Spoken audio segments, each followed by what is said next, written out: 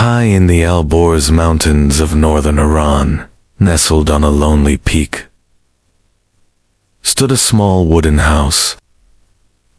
There lived an elderly cleric who preferred solitude. One crisp morning, as the sun painted the sky in shades of gold, the cleric stepped out of his house. There, at the very edge of a towering cliff, stood a breathtakingly beautiful young woman. Below her, a deadly drop stretched thousands of feet down into the mist. The sight was so alarming that the cleric didn't know what to do. He ran towards her. Just as she was about to throw herself into the abyss, he lunged forward and grabbed her arm, pulling her back to safety. She snapped, shoving him away. But before he could answer, she turned again, ready to leap, and the cleric raced to stop her once more. "Please don't do this," he begged, gripping her arm firmly. Then, gently taking her wrist, he said, "Come with me." The girl struggled with all her strength to break free, but this time the old cleric did not let go. "What are you trying to do, child? Tell me, maybe I can help." Tears welled up in the young woman's eyes as she replied bitterly, "Help me. And now even my own family has cast me out." The girl followed hesitantly, repeatedly asking, "Let go of my hand." "Who are you? Where are we going? Where are we going? I have no home."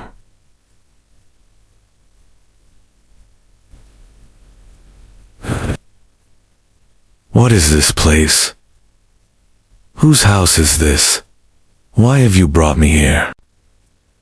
He stood there for a moment, silently watching her. Then, without a word, he turned, opened the door, stepped outside.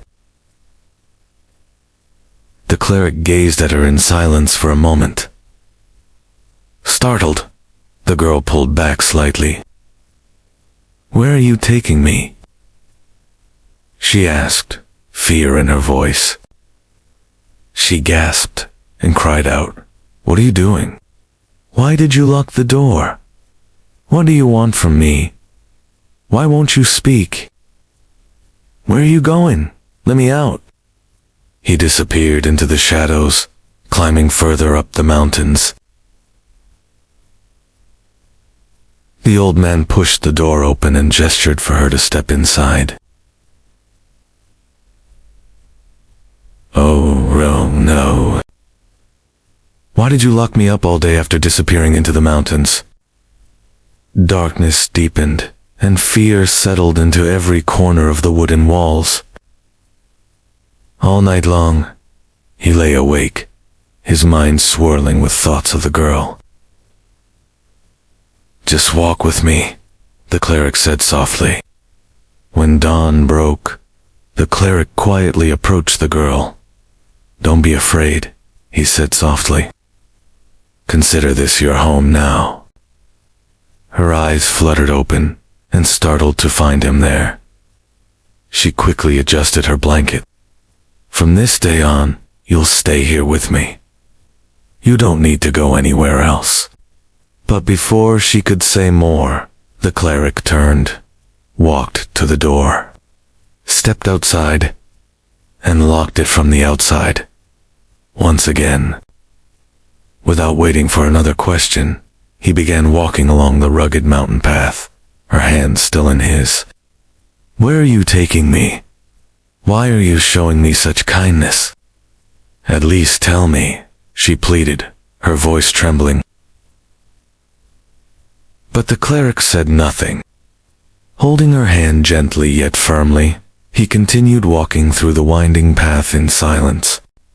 After some time, they reached a small wooden cottage perched quietly on the edge of the cliff. Startled, the girl hesitated. The cleric didn't answer. He stepped inside, let go of her hand, closed the door behind them, and bolted it from the inside.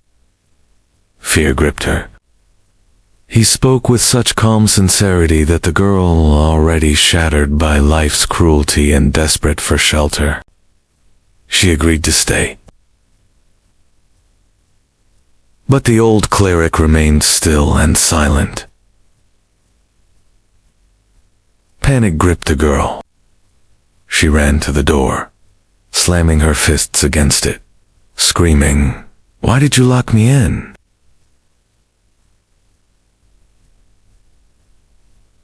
Mother, no, no, no, no, no, no, no, no, no, no, no. Night fell slowly, wrapping the cottage in eerie silence. Suddenly, the creak of a door. She leapt to her feet and rushed toward it, just as the old cleric stepped inside. Her anger exploded. "Why did you bring me here? Why are you showing me such kindness?"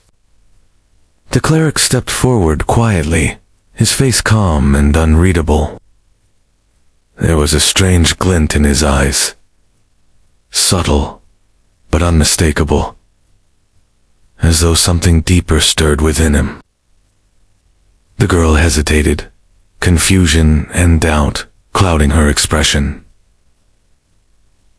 "How can I stay with you? Even my own family abandoned me." With gentle words, the old cleric soothed her fears. "There's a small charpoy here. You may sleep on it," he said. Exhausted, she lay down and drifted into sleep almost instantly.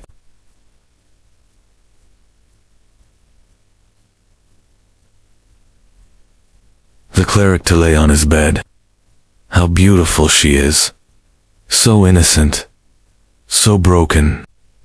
A surge of longing coursed through him. His thoughts raced through the night. He stood there for a long while, just watching her sleep, his eyes fixed on her face. Suddenly, the girl stirred.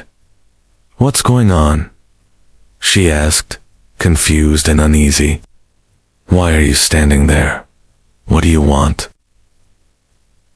The cleric's voice was calm, almost too calm. "It's morning. Time to wake up." She slowly sat up, rubbing her eyes. Startled, the girl rushed to the door and shouted, "Why are you locking me in again? What is this? What's going on?" No answer came. He was already walking away, disappearing into the shadows of the rising mountain trail. Inside, the girl pounded the door, shouting his name, pleading. But the echo of her voice was all that answered her. The day passed, and as night crept over the mountains once more, silence settled over the wooden cottage. The girl sat alone, afraid, uncertain, waiting. She leapt to her feet and saw the cleric step inside. Back on the mountain. Time passed, and slowly, the girl began to feel something. No footsteps. No voice. She opened her eyes slowly. Confusion tightened her chest. The mountaintop was empty. The cleric was gone. Panicked, she sat up and looked around. "Hello," she called out. No reply.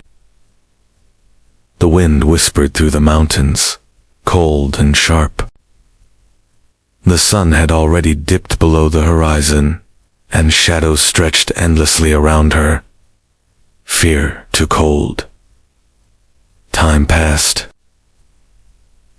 Footsteps, slow and steady, crunching against the rocky path. Alone and exposed on the peak. She curled her arms around herself and waited. Let's go outside for a walk. But this time, she didn't move. Her fear had turned into silent resolve. She looked at him with guarded eyes and said nothing. "No, I'm not going," she snapped, pulling her hand away. The cleric's grip tightened. Then, suddenly, a sound. When they reached the very top, that strange plateau where silence echoed louder than sound, he turned to her and said, in a quiet, commanding tone, "Lie down." The girl recoiled, eyes wide with disbelief. "What is wrong with you? First you lock me inside your house, then you whisper strange things in the night, and now this mountain's commands, lies. You want me to lie down like some sacrifice? I'm not doing this." The cleric's voice deepened, as if burdened with something ancient. "I told you." She screamed. "This is madness. Who are you? Why are you doing this to me?" There was a pause. She crawled toward the edge and looked down. There he was. The cleric, ascending once more. When he finally reached her, she sprang to her feet, fury and fear pouring out of her at once. "What are you doing to me? First, you lock me in your house for days. Then you drag me here, make me lie down, say nothing, vanish, and now return like nothing happened. Why won't you say anything?" Inside the cottage, the cleric turned to her and said, "Go lie down." She stirred. A strange sensation. A presence loomed close. She cracked her eyes open slightly and froze. The cleric was standing over her, motionless, watching her. He said nothing, just stared.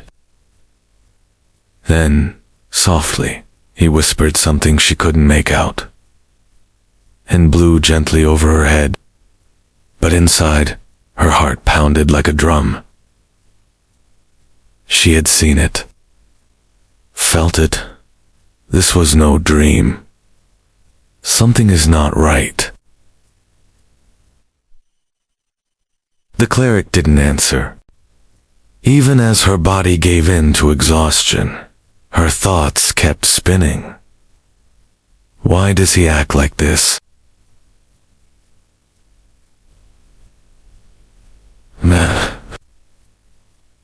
Some dark ritual. He simply looked at her. A long, unreadable stare. Then he gently took her hand. Without a word, he turned and began leading her back down the mountainside. The night deepened around them, and the silence between them grew heavier than ever. Night had fully descended by the time they returned. The girl nodded quietly and went to her cot, but her mind wouldn't rest. Still tangled in those thoughts, she drifted into uneasy sleep.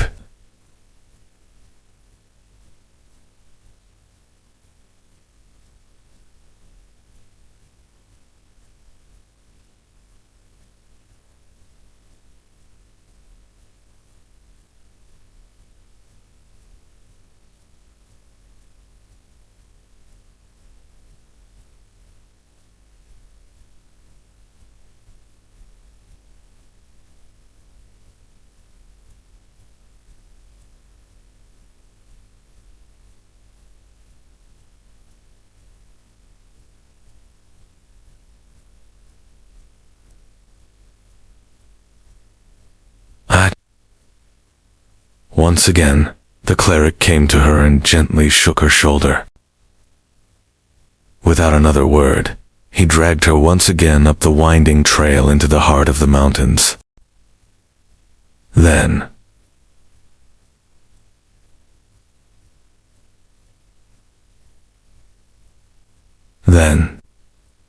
"You'll understand everything soon," he said, his voice almost trembling. "Please, trust me." But the girl had had enough. Her fear had turned to fire. And this time, she didn't just refuse. She took a step back, away from him, away from the edge. "This is all so strange," she whispered, her voice shaking. The cleric's face remained unreadable. "There are things I cannot explain yet," he said slowly. "But believe me, this is what's best for you." She stared at him, searching for meaning in his eyes. But all she saw was silence. A moment passed. "Fine," she muttered. "What else can I do now? I'll go along. Just one last time." She lay down on the cold stone of the mountaintop. He knelt beside her and softly instructed, "Keep your arms and legs straight, and close your eyes." She hesitated, but obeyed. He leaned closer, whispered something in a language she didn't understand. Then he said, "Now, stand up. But don't open your eyes." She frowned. "What are you doing now?" "Just don't open them," he insisted, almost pleading.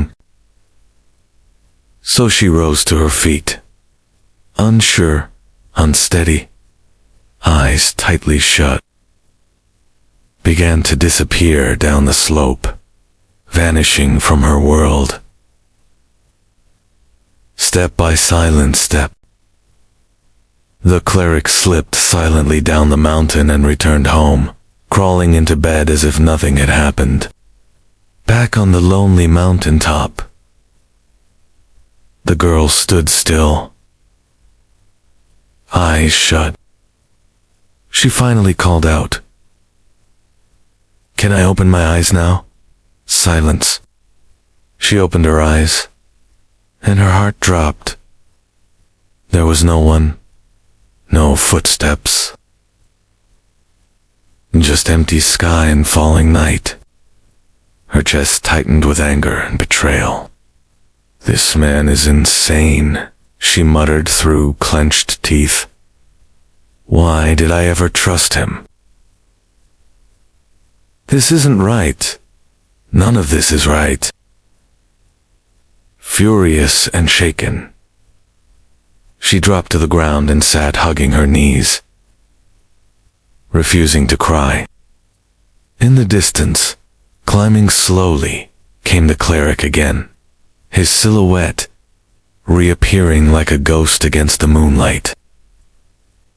As soon as he neared her, she stood up and shouted, "You left me here." "Again, why?" "No. How do you know that?" she breathed, stepping back. He took a step closer. "He saved your life. That day on the cliff, he understood your pain, your loneliness, your despair. He wanted to help you." She shook her head slowly. "No, that I never." "Don't lie to yourself," he interrupted gently. "I know the truth. He found you here on this mountain.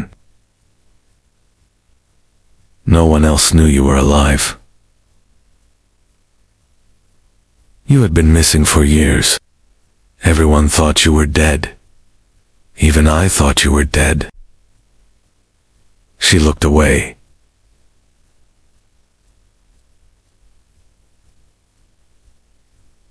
She looked away. "I was so lost," she whispered. "He found you and brought you back to life. Quite literally. He saved you from death. He carried you down from the cliff and nursed you back to health. He kept you here, shielded you from the world. He became your guardian, your protector. But why?" She breathed, her voice trembling. "Why would he do that? Why?"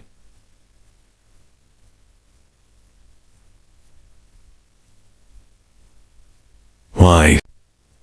He reached out, cupped her face in his hands, and said softly, "That is why he sent for me. He wanted me to tell you, to show you, to remind you." She looked into his eyes, searching for answers, but saw only kindness and understanding. "He wanted you to come back here because he couldn't finish what he started.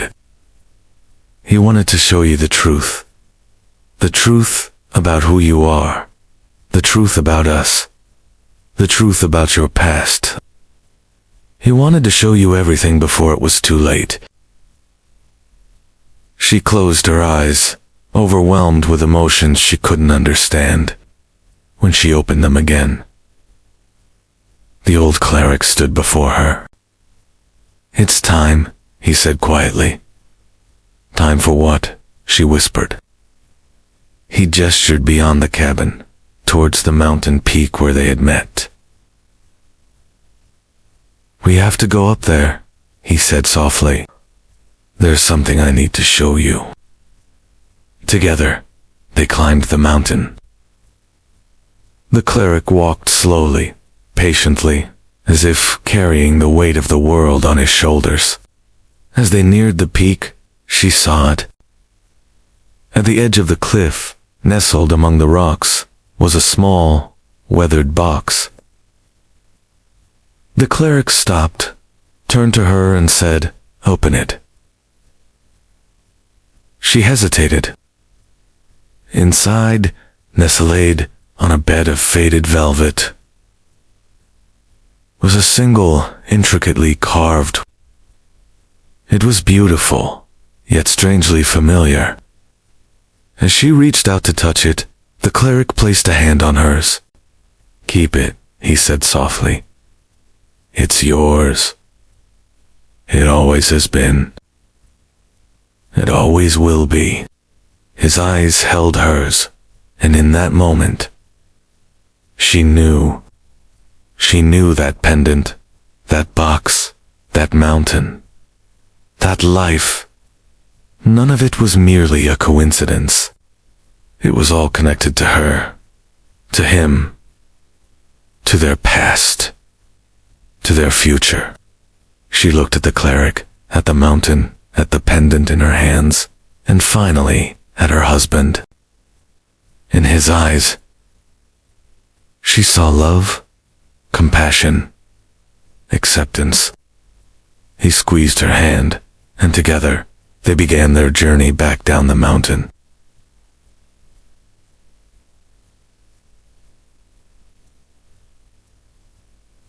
As the sun rose, hand in hand, they stepped into the light, ready to face the day, ready to face their future. She knew she couldn't remember who she was, why she was there, or how she got there, but she didn't need to remember. Because in that moment, with her husband by her side, she knew she was home.